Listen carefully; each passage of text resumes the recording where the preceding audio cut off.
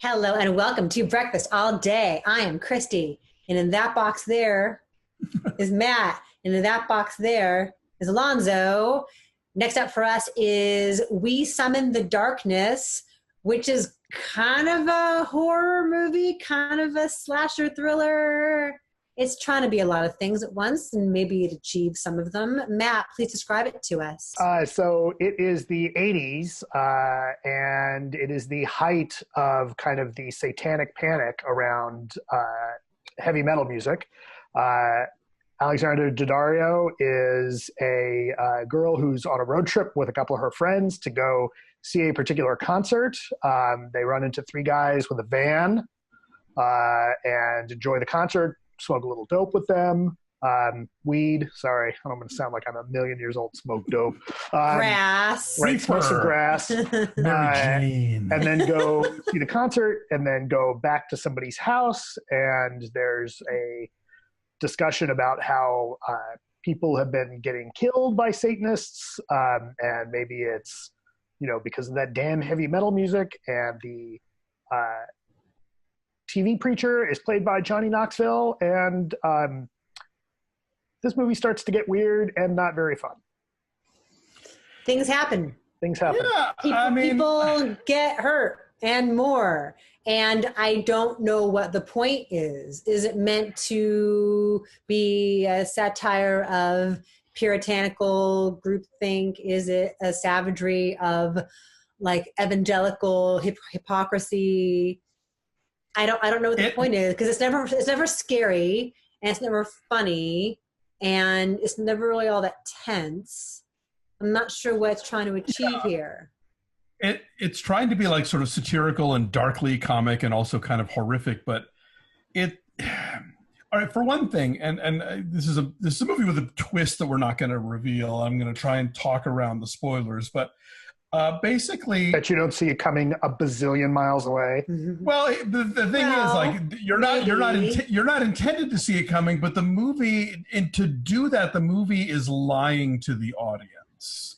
Like, conversations are being had that wouldn't be being had given what we later come to know about the people. So, which works if you're trying to make a twist, but it's a total cheat if it's like, well, then why were we privy to these moments with them where nobody else was around, where they would have been able to like show their hand where they don't, So that got on my nerves. So like, well, then that already makes this completely nonsense.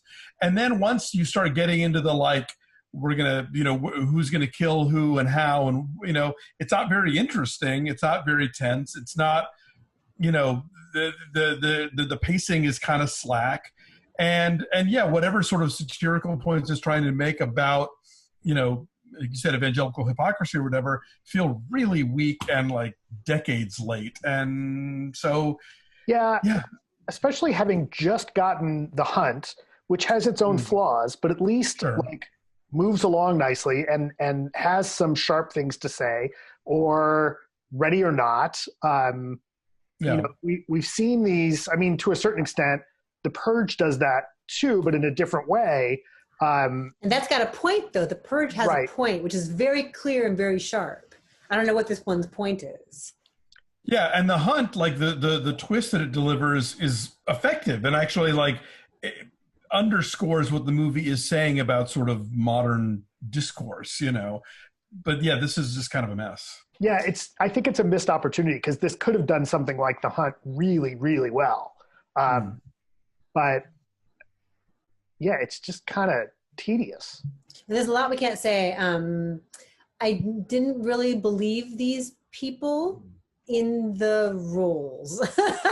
I would say, like, I don't think that casting Alexandra Daddario in this makes sense at all. And that's all I'm going to say.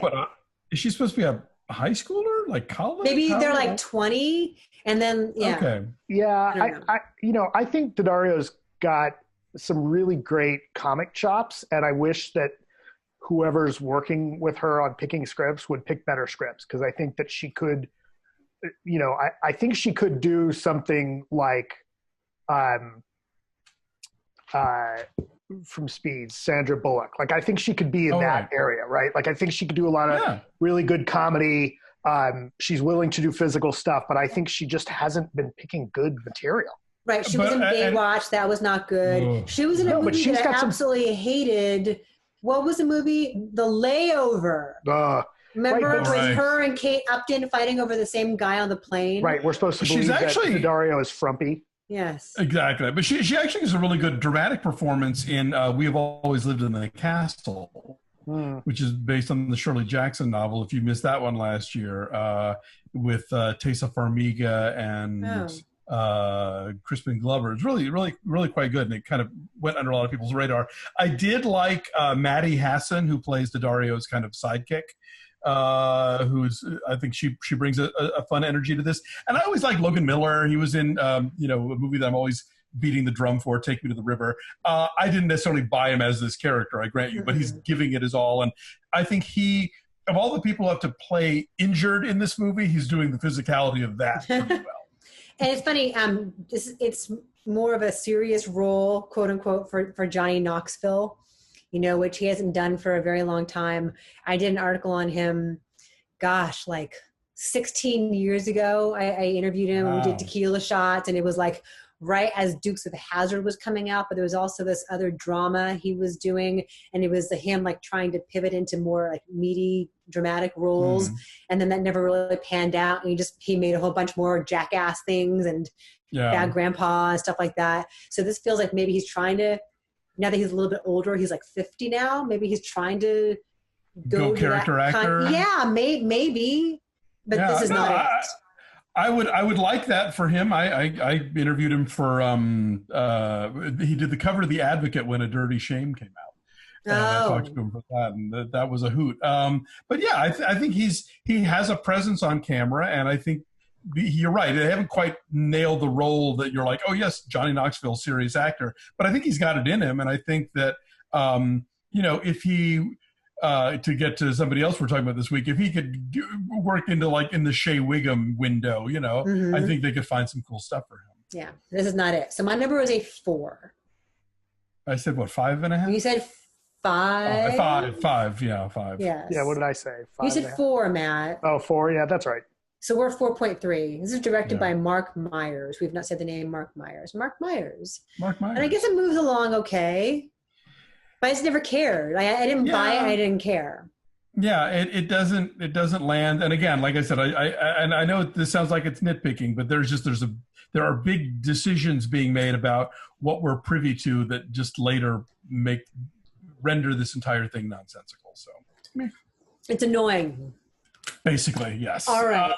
So thank you for watching. Like this video, subscribe to our YouTube channel. I'm looking right at the camera. And follow us at BeFastAllDay on Twitter, Instagram, and Facebook. And go to our Patreon page at patreon.com/BeFastAllDay. We have so much to tell you about Mrs. America, which just launched on FX and Hulu. And, of course, continuing to talk about the really fascinating seasons of Westworld and The Plot Against America on HBO. So please check that out. As always, we appreciate you being here, and take care of yourself, take care of each other. We'll see you next time.